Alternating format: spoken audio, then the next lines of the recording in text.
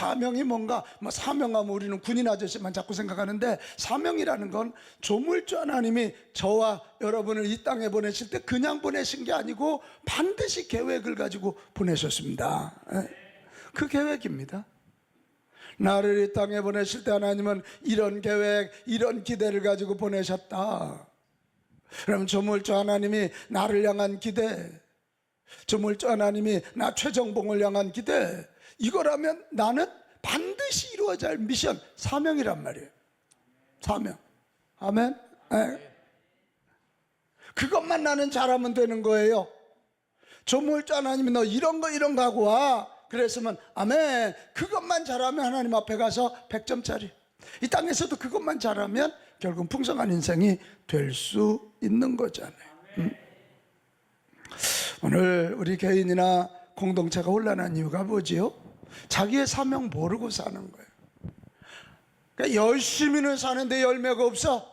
자기의 사명 중심으로 살지 않기 때문에 그래요. 그런데 그 사람은 노는 것 같은데 보면 열매가 있어. 자기 사명 중심으로 버릴 거 버리고 집중할 거 집중할. 다시 합시다. 사명대로. 자, 오늘 본문은 예수님이 공적인 생활, 공생활을 시작하는 장면이거든요. 회당에 가셨어요. 많은 사람들이 모여서요. 가서 뭐부터 하시는 줄 압니까? 회당에 들어가서 이사야서 61장 1절에 나오는 말씀, 그게 오늘 18절 19절에 나와요. 이 18절 19절이 제가 이사야서 61장 1절 이하의 말씀인데요, 이것을 읽으시면서 나는 메시아로 내 사명은 이런 거야, 소위 미션 스테이먼트, 한참을 이런 말이 유행했잖아요. 예? 당신의 사명 선언서를 낭독하고 계십니다. 자, 읽어봅시다. 주의 성령이, 시작. 주의 성령이 내게 임하셨으니 이는 가난한 자에게 복음을 전하게 하시려고 내게 기름을 부으시고 나를 보내사 포로된 자에게 자유를, 눈먼 자에게 다시 보게 함을 전파하며 눌린 자를 자유롭게 하고 주의 은혜의 해를 전파하게 하려 하심이라 하였더라. 할렐루야. 하나님의 성령이 내게 임했잖아.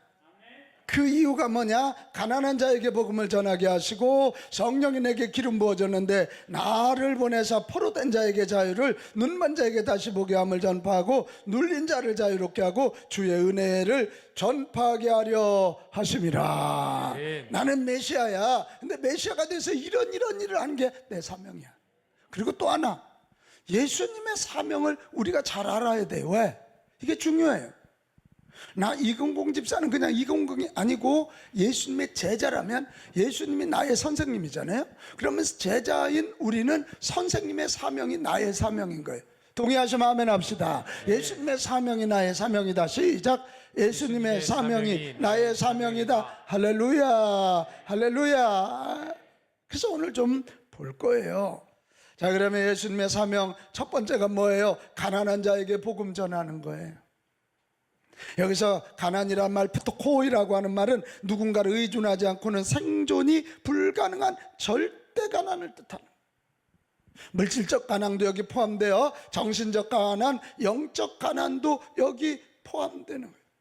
한번 같이 합시다. 가난한 자에게 복음을 전하는 것.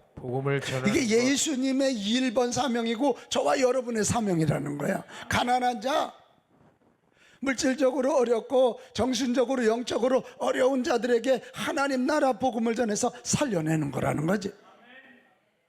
그래서 여러분, 예수님이 오셔서 하신 사역의 방법을 보면 처음부터 하늘나라 복음 얘기하지 않으셨어요. 배고픈 자에게 오병이어의 기적, 포도주가 필요한 가나온인 잔치에서 물을 포도주로 만드셨어요. 병든 자를 고쳐주셨어요. 할렐루야. 병 때문에 가난해진 영적으로 마귀에게 붙잡혀서 가난해진 그들의 필요를 채우시고, 그리고 난 다음에 하나님 나라 복음, 십자가와 부활의 복음 전해서 그들을 살려내셨단 말이에요. 우리나라, 우리 한국교회 선교 초기도 동일했어요. 그 배고픈 사람들에게 쌀을 나눠준다고 사람들이 몰리기 시작했어요. 그래서 그때 생긴 말이 라이스 크리스찬, 쌀교인이라는 말이 생겼어요. 쌀교인, 쌀 받으러 오다가 예수 믿게 되는 거지. 쌀. 오늘 우리의 사명도 그래요. 우리 교회의 사명도 그렇고 저와 여러분의 사명도 그렇단 말이에요. 내 주변에 이 가난한 자들, 영적으로, 정신적으로, 물질적으로 가난한 자들 우리가 잘 살펴보고 그들의 필요를 채우고, 그리고 난 다음에 그들에게 하나님 나라의 복음을 전할 수 있기를 바랍니다. 그게 우리의 사명이에요. 내 주변에 영적으로, 정신적으로, 물질적으로 가난한 자가 있는데 관심을 안 쓴다면 예수님의 제자 아니에요. 예수님은 가난한 자 푸트코이 도와주지 않으면 죽을 수밖에 없는 그들에게 관심을 가지시고 그들의 필요를 채워주시고 하나님 나라 복음을 전해주셨다, 이거. 그 다음에 두 번째, 예수님의 두 번째 사명은 포로된 자를 자유케 하는 일. 이것도 같이 할까요? 포로된 자를 자유케 하는 일. 여기서 포로된 자란 죄의 포로가 되어 해야 할 것을 하지 못하고 하지 말아야 할 것에 끌려다니는 무기력한 사람을 얘기하는 거예요. 해서는 안 되는 일은 하고 해야 할 일은 못하는 무기력한 사람. 예수님은 그런 사람들이 죄로부터 해방되어 자유케 하시려고 오신 분이에요. 십자가에서 죽으심으로 죄가 얼마나 무서운 줄 아니? 너희 죄 때문에 내가 죽는 거야. 그리고 십자가에서 흘린 보혈, 이 피를 가지고 너희가 이것을 믿게 되면 모든 죄 용서하고 하나님 자녀 되게 해줄 거야. 언약의 피를 흘려주셨어. 오늘 이 시대 교회와 성도된 우리의 사명도 동일합니다. 이 시대 이런 질문할 때면 이 시대 뭐 누가 포로가 되어 있나요? 여러분, 이 시대는 어느 시대보다 더 많이 포로가 되어 있어요. 포로란 말을 이 시대 다른 말로 바꿔봐요. 중독이란 말로 바꿔봐요. 스마트폰 중독. 그거 없으면 막 떨어요. 에? 자기 전에도 쇼폰 막 몇십 분 보고 자야 돼요. 이거 없으면 뭐 아무것도 못해요. 막. 에? 쇼핑 중독. 돈도 못 벌면서 막 맨날 백화점 가서 다 뒤져대요. 에? 이 시대가 중독이 걸린 사회예요. 특별히 우리가 지금 가장 무서운 게 우리 사회 두 가지입니다. 성적인 중독입니다. 성의 자유, 자유를 얘기하면서 거기에 빠져 있는 거고요. 또 하나가 마약 중독. 여러분, 이 사회가 마약 중독 걸리면 나라 망합니다. 이거 지금 정신 차려야 할 때가. 우리 자녀는 괜찮겠지? 안 괜찮아. 학원 앞에서 마약 섞인 음료 나눠준대잖아. 이 시대 교회와 예수 믿는 성도된 저와 여러분의 사명이 바로 이렇게 중독되어서 해서는 안 될 일은 하고 해야 할 일은 못하는 무기력한 자들에게 예수 만나게 해서 자유케 하는 일인 줄로 믿습니다. 그들을 자유케 해줘요. 여러분, 예수 믿으면, 예수님에게 붙잡히면 포로된 자가 자유해질 줄로 믿습니다. 그게 우리의 사명이에요. 예수님의 세 번째 사명은 눈먼 자를 보게 하는 일이에요. 우리의 눈이 왜 멀어요? 죄 때문이에요. 죄 때문에 우리의 눈이 멀어서 하나님도, 하나님 나라도, 교회도, 생명도 보지 못하는 거예요. 죄 때문에 우리는 방향 감각을 잃고 방황하게 되는 거예요. 여러분, 예수님 사역 중에 매우 특별한 게 시각장애들 눈 띄워준 거거든. 엘리야, 엘리사가 대단한 선지자들인데요, 엘리야, 엘리사는 죽은 자 살려는 거 다 했는데 한 가지 못했어요. 시각장애자 눈 못 띄워줬거든. 그래서 그 당시 사람들이 시각장애자 눈 띄워주는 사람은 메시아다. 내가 설교를 얼마나 잘해. 눈 감은 사람이 딱 한 명밖에 없어요 지금. 내가 눈을 다 열고 있어요 지금. 저분도 깜짝 놀라서 눈을 떴어요 지금. 예수님이 실로암에 있는 나면서부터 소경된 자 눈을 띄워주시잖아요. 근데 예수님이 그 사건을 통해서 그렇게 끝나지 않아요. 진짜 시각장애자는 누구냐? 육신의 눈은 떴지만, 성경은 붙잡고 있지만, 가서 예배는 드리지만 하나님을 보지 못하는 자들, 하나님 나라를 맛보지 못한 자들이 진짜 시각장애자들. 이것을 항상 깨우치셨어요. 오늘 우리의 중대한 사명도 죄로 인해 눈먼 자들의 죄의 실존을 알려주어서 하나님에 대해, 성경에 대해, 교회에 대해, 생명에 대해, 자기 자신에 대해 눈뜨게 하는 것인 줄로 믿습니다. 제가 이렇게 참 예수 믿고 목사가 되어서 38년째 목회하면서요, 그때 우리 형님이 나한테 전도를 안 했다면, 그때 예수를 믿지 않았다면 나의 인생은 어떻게 됐어? 진짜 까막눈이었을 것 같아. 어중간히 까닥피면서 완벽주의자가 막 벌써 죽었을지도 몰라. 진짜로 내 몸을 막 대해서. 내 예수 믿어서 눈 열어 하나님 나라 보게 하시고 세계를 꿈꾸게 하시고, 아멘. 이게 뭐 영원한 하늘나라를 바라보게 하시니 놀라운 축복. 예수 믿으면 눈이 떠집니다. 영적인 눈이 떠지고 비전의 눈이 떠지는 거예요. 목사님 교회만 나가면 밥 먹여줍니까? 밥 먹여줍니다. 눈이 열리기 때문에 그렇습니다. 열정의 샘이 터지기 시작하기 때문에 그렇습니다. 사명을 발견하기 때문에 그렇습니다. 이런 거. 마지막 예수님의 네 번째 사명은 눌린 자를 자유롭게 하는 일입니다. 그래서 눌린다는 것은 학대받는다는 것이에요. 자신의 의지와 상관없이 어릴 적부터 타인에 의해 정신적, 신체적으로 괴롭힘을 당하는 사람들, 심리적, 물리적 힘의 강박 혹은 폭력 억압에 의해서 상처를 받은 사람들을 의미하는 거예요. 예수님은 아셨어요. 특별히 세상의 권력, 힘을 가진 자들 그렇게 하지만 그보다 더 근본적인 건 악한 영들, 사탄들이, 악한 마귀들이 이 죄로 죄짓게 하고 죄를 통해서 사람들을 자유롭지 못하게 만드는 거예요. 눌린 자들의 배후에 어둠의 권세, 어둠의 제도, 어둠의 지도자가 있다는 것을 아시고 이런 어둠의 권세와 맞서서 예수님은 항상 명령하셨어요. 우리 한번 같이 합시다. 사탄아 물러가라. 사탄아 물러가라. 할렐루야. 그거 명령하시면서 사탄으로부터 자유하게 해주고 부쩍부쩍 일어나서 자기 삶을, 자기 공동체를 만들어가게 하셨다. 여기는 저와 여러분의 사명도 눌린 자를 자유롭게 하는 줄로 믿으시기 바랍니다.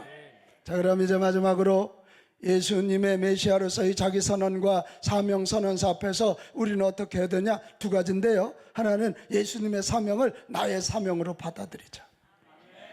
21절, 이에 예수께서 그들에게 말씀하시되 이 글이 오늘 너희 귀에 응하였도다. 오늘 너희 귀에 들렸도다. 고백합시다. 예수님의 사명이 예수님의 사명 나의 사명입니다. 할렐루야. 우리 나국희 권사님이 예수님의 사명을 내 사명으로 알고 이 네 가지 일할 때 예수님의 제자가 되는 거고 하나님의 자녀로 이 땅에 거룩한 영향력을 끼치는 자들이 될 줄로 믿습니다. 우리 예수님의 사명을 나의 사명으로 받아들이고 그것을 구체화하여 나의 사명 선언문을 쓰는 자들이 되시기를 바랍니다. 여러분, 우리 교회도 주보에 이게 사명 선언문이 있잖아. 우리 빛가운 교회 사명 선언문 있는지도 모르지 여러분. 주보 1면 저 두 번째 여기 보면 교회 비전 생명의 빛으로 한국을 예수 말로 만드는 교회. 1. 성령의 능력으로 영혼을 구원하는 교회. 2. 성경적 가치관으로 가정을 세우는 교회. 3. 미자립 교회를 자립하여 한국 교회를 살리는 교회. 4. 다음 세대를 세워 민족과 세계의 미래를 준비하는 교회. 이게 우리 교회 비전이거든요. 이걸 가지고 비전 선언문을 만들었어요. 자, 그 밑에 읽습니다. 빛가운 교회. 자, 비전 선언문 시작. 빛가운 교회는 성령님의 다스림을 통해 능력을 덧입고 성품의 열매를 맺어 하나님 나라를 맛보며 미자립 교회의 자립화와 다음 세대를 세워 한국을 예수 마을로 만드는 교회입니다. 할렐루야, 할렐루야. 이거. 그래서 여러분, 인생이 어째 이렇게 잘 안 풀리지? 그러거든. 오늘 이 말씀 듣고 예수님의 사명 네 가지를 내 사명으로 받아들이고 여러분 다시 한번 정리하세요. 쓸데없는 거 잘라버리고 꼭 해야 할 것이 뭔지, 우리 송상훈 형제, 뭔지를 가지고 내 미션 스테이트먼트, 사명 선언문을 만들고 그것을 중심으로 부쩍부쩍 일어나고 다시 도전하시기 바랍니다. 그 다음에 두 번째, 우리는 그 사명을 설정했으면 그 사명대로 살아가야 돼요. 같이 합시다. 사명대로 살아가자. 아멘. 여러분, 사명대로 살아갈 때 기쁨이 있습니다. 사명대로 살아갈 때 기쁨이 있어요. 그래서 오늘 얘기하는 거예요. 엘리야와 엘리사 얘기를 하면서 엘리야가 사명대로 살았으니까 3년 6개월 동안 비가 안 오게도 하고 비가 오게 됐다.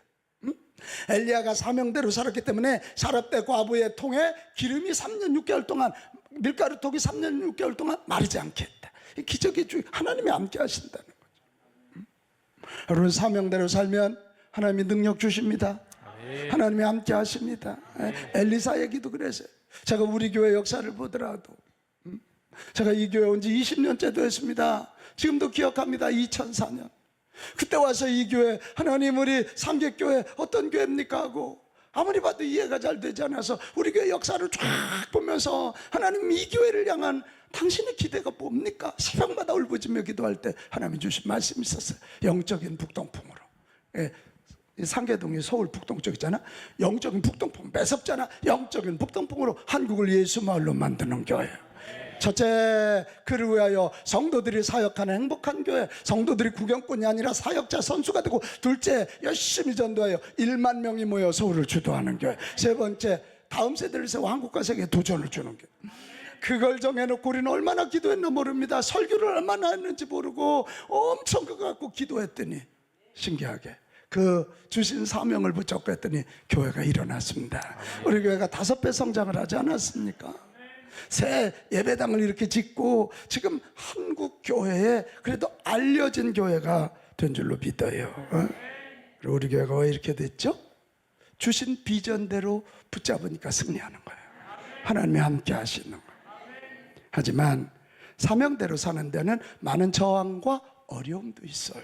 자, 오늘 28절 29절에 보면 예수님이 딱 내가 메시아야 그리고 사명을 선포하고 났더니 그 회당에 있는 사람들이 그걸 듣고 화가 아니 저 나사렛에서 온 촌놈 저놈이 막 메시아라고 이러면서 화가 나서 동네 밖으로 쫓아내면서 그 동네가 아마 이렇게 이 절벽 위에 세워진 동네인 것 같죠? 그러니까 절벽으로 가서 밀어 떨어뜨리려고 하는 거예요. 여러분, 사명대로 사는 데는 배척당함과 도전이 있어요. 하지만 우리 예수님은 거기 굴하지 않고 그들 가운데 당당하게 지나가죠. 여러분, 우리 사명대로 살 때 배척당함과 도전이 있지만 멈추지 맙시다. 그럴수록 더욱 사명만 바라보고 나아가는 저와 여러분 되시기를 바랍니다. 내가 어려움을 당하느냐 배척당하느냐 그보다 훨씬 중요한 것은 내가 사명대로 사느냐 못 사느냐 그거예요. 사명을 놓치면 죽어요. 어렵더라도 사명만을 붙잡고 나가면 하나님이 함께 하시고 결국은 사람들이 존경해 주는 사람이 될 줄로 믿습니다. 여러분, 사명대로 살 때 꼭 기억할 것이 있어요. 너무 사람들 기대하지 마세요. 오늘 23절 24절에 보면 예수님도 고향 사람들이 배척해요. 제가 늘 얘기합니다. 믿을 이는 오직 주님밖에 없다. 사람은 믿을 대상 아니라 사랑할 대상이다. 이게. 너무 신랑 믿지 마요. 신랑은 사랑할 대상이지 믿을 대상 아니야. 분위기가 싸하네요. 이거 사실이에요, 사실. 또 하나, 사명대로 살 때 하나님의 능력을 꼭 믿으세요. 우리 예수님이 오늘 이거 선포할 때 사람들은 많이 배척했지만 하나님이 역사하시니까 그 얘기를 듣고 변화된 자들이 일어나는 거예요. 사명대로 살면 하나님이 함께 하실 줄로 믿습니다. 저는 지난 한 주 동안 부흥회하면서 사실 제 컨디션이 굉장히 힘이 들어서 눈을 뜨고 있을 수 없을 정도로 눈이 아팠어요. 근데 시간이 지날수록 믿음이 이렇게 차올라오는 게 느껴지더라고요. 다니엘처럼 기도하고 다니엘처럼 도전하고 다니엘처럼 승리하리라. 다니엘이 전에 하던 대로 무릎을 꿇고 하루에 3번 하나님께 감사하며 기도하는 거예요. 그래서 제가 오늘도 일어나가지고요 제 침대에서 무릎을 꿇고요 하나님께 감사 기도하고요 주여 주여 할렐루야. 오늘 막 얼굴이 빛나죠? 이게 다니엘 하나님이 함께 하시는 거 믿으니까 사람이 승리할 것 같지만 아니다. 그리고 고난이 오고 도전이 올 때 당당하게 대처하십시오. 저는 오늘 이 성경 읽으면서 30절이 너무 은혜가 되었어요. 30절 시작. 그들 가운데로 지나서 가시니라. 한 번 더 합니다. 예수께서 그들 가운데로 지나서 가시니라. 여러분 어때요? 정말 당당해 보이지 않으세요? 그렇게 막 떠밀어서 죽이려고 하지만 다 사람들이 뭐였어요? 그 보문도당장을 가슴 쫙 펴고 아래 매다 힘주고 이 발소리 나니까 눈 뜨네 저 양반. 다시 너무 당당하시잖아. 막 떨어뜨려 죽이려고 하더라도 뚜벅 할렐루야. 이게 예수님의 삶의 태도예요. 누가복음 13장 32절 33절에 보면 사람들이 예수님 지금 예루살렘에 올라가면 큰일 납니다. 그럴 때 우리 예수님이 하신 얘기, 가서 저 여호에게, 저게 헤롯 대왕 얘기거든, 여호에게 이르되 오늘과 내일은 내가 귀신을 쫓아내며 병을 고치다가 제3일에는 완전하여 지리라라. 그러나 이 말이 정말, 그러나 오늘과 내일과 모레는 내가 가야 할 길을 가야 하리니. 할렐루야. 선지자는 예루살렘 밖에서 죽는 법이 없어. 성전 밖에서 죽는 법이 없대. 와우. 히브리서 10장 38절 39절 저에게도 큰 힘이 되는 말씀이요, 의인은 믿음으로 말미암아 사는 자들이지 뒤로 물러가면 내 마음이 그를 기뻐하지 아니하리라. 하나님은 뒤로 물러가는 자 기뻐하지 않으세요. 우리는 뒤로 물러가 멸망할 자가 아니요 오직 영혼을 구원하며 이르는 전진하는 믿음을 가진 자니라. 이렇게 말하는. 여러분, 고난이 오고 내가 사명대로 사는데 어려움이 오더라도 흔들리지 말고 당당하게 대처합시다. 크게 합시다. 전진. 아멘. 그렇게. 사랑하는 여러분, 혹시 테레사 이 이야기를 들어보셨나 모르겠어요. 인도 캘커타에서 그 고아 사역을 하던, 그 가난한 사람들 섬기는 사역을 하던 테레사가 미국에 왔어요. 막 고관대작들과 그 부자들 정치인들이 다 모여서 화려한 파티를 했습니다. 근데 그 유명한 한 정치인이 와서 이 테레사를 조롱하는데요, 당신이 인도 캘커타 빈민가에서 하는 일이 세계적으로 많이 알려지긴 했지만 별다른 성공을 보이지 않는 것에 대해 가끔 좌절하거나 실망한 적이 없습니까? 이렇게 질문했어요. 우야는 척하면서 비꼬는 거지. 야, 그때 이 할머니, 테레사 할머니가 뭐라고 한 줄 알아요? 야, 이분은 어떻게 이런 말이 나오죠? 천만에요. 전 실망하거나 좌절한 적이 없습니다. 왜냐하면 하나님은 제게 성공의 임무를 주신 것이 아니라 사랑의 임무를 주셨기 때문입니다. 너무 간단 명령, 간결하잖아. 나는 성공하기 위해서 빈민들을 돕는 게 아니라 내 사명은 빈민들을 사랑하는 것입니다. 이 빈민 사랑이라는 이 사명대로 다 그것을 정해놓으니까 성공하든 말든 아무 상관이 없어. 나는 사랑만 하면 된다, 이거예요. 여러분, 사명대로 사는 자의 멋진 모습입니다. 사명대로 사는 길이 쉽지 않지만 하나님의 자녀이고 예수님의 제자임을 보이는 최고의 길인 줄로 믿으시기 바랍니다. 우리 사명대로 내 인생 정리하고, 이 사순절에 사명대로 내 인생 정리하고 다시 사명을 붙잡고 다시 일어나서 전진 앞으로 해서 최후의 승리자들이 되시기를 주님의 이름으로 축복합니다.